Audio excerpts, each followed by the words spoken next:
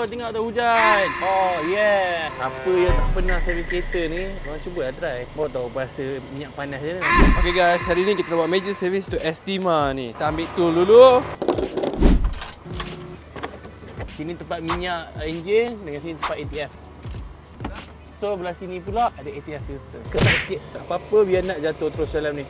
Alright, ATF tengok sikit je kan. Tapi saya dia ada 2 step. Satu korang buka dempak, satu lagi korang kena buka dalam tu ada stick dia. Korang kena ada Allen-key panjang, masukkan je dalam ni. Dia rasa ketat, okey lah, buka macam biasa. Kalau buat major service kan, sebenarnya boleh settle dalam masa 1 jam je tau. Harga kita orang tak adalah beza mana dengan workshop. Allah. So lepas buka ni jangan buang tau stick dia ni. Sebagai customer minta buat major service tukar ATF filter, so kita kena tukar ATF filter lah. Sekali dengan gasket. Yang engine dah habis drain, kita dah boleh buka oil filter pula.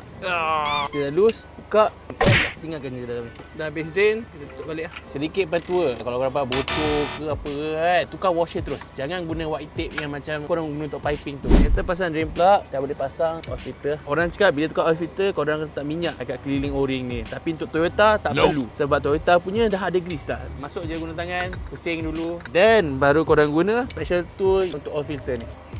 Kita dah boleh buka gasket. Oh, tengok tu hujan. Jadi kita turunkan kan. Bila buka gasket, baru korang boleh keluarkan ATF filter dekat sini. Oh, yeah. Okay, settle kita tak tepi. Lap sikit-sikit dulu. Kita settle lap, kita boleh pasang oil filter baru lah. Ni oil filter baru dia. Sekarang kita nak cuci gasket. Untuk cuci gasket, kita kena buka seal dulu lah. Lepas tu baru kita cuci lah. Kita ambil brake cleaner, spray dari atas.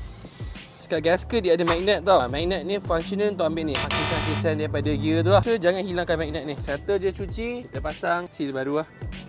Okay, settle. Dah settle cuci tadi, boleh pasang lah.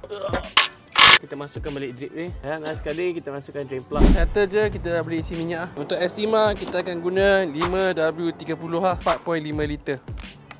Okay, alright. Next kita nak isi ATF lah. Lepas nak masuk ATF ni, dia dekat belakang tayar depan belah kiri. Settle masuk minyak apa semua, kita boleh on kereta lah. And check kalau semua okey ke tak. Tak ada bunyi kasar, tak ada bunyi apa. Semua okey. Siapa dah buat major service dengan kita orang, boleh je Roger mijak AutoCare, okey?